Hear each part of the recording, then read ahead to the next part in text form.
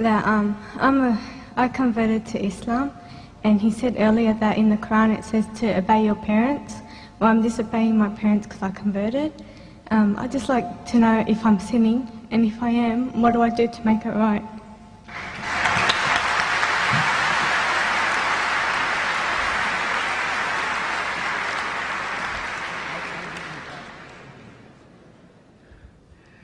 I take it you're concerned that you're disobeying your parents by converting, and what can you do to make it right? Is that your question? Okay, that takes the wisdom of Solomon, I think. In the Quran, the solution to your problems is given. In the chapter I mentioned, Surah Maryam, chapter Mary. In that chapter, there is a story of Abraham. Abraham, he was a man of God. He had discovered the way to God, the right concept of God. But his father was an idol worshipper. And now you read the story. Chapter 19, verse 51. It says, and narrate in the book the story of Abraham. إِنَّهُ كَانَ صِدِّيقًا نَبِيًّا. He was a man of truth, a prophet.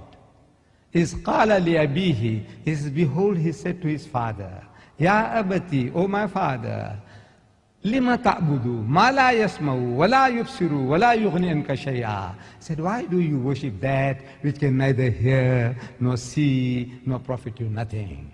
Ya abati, O my father, inni kajani min al-ilmi, ma lam ya'tika, fattabi'ni ahdika siratan sawiya. Said, O my father, knowledge has come to me which has not reached you. So follow me, and I will show you that way that is even and straight. Ya abati, O my father. And again, Ya abati, O my father. 4 times every verse begins with, O my father, O my father, O my, with compassion and feeling for his father, trying to save him from hellfire.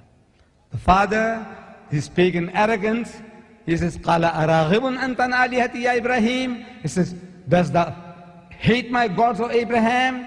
He says, get out of my sight for a good long while, otherwise I'll stone you to death. Now, the response of Abraham to that, and the commentary on that is to be found in this book, chapter 19, verse 51, that how a dutiful son ought to reason and be compassionate towards his unbelieving parents. Unbelieving parents. You love them, you respect them, you treat them well. The only thing when it comes to matters between you and God, they have no control. It's between your belief and unbelief, then you have to reject, on that respect, you reject their advice, their force of the persuasion, the pressure on you. You reject it. But even then, you treat them as your parents, your father and your mother. When it comes to religious matters, they do not come in between you and God. That is what the Quran says. I think you have this Quran.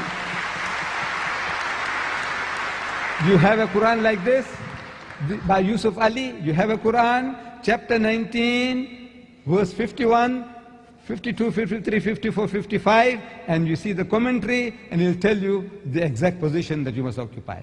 When it comes to faith, nobody comes in between you and God. Nobody. Not even your father or your mother. But you still love them and you respect them. That's what the Quran says.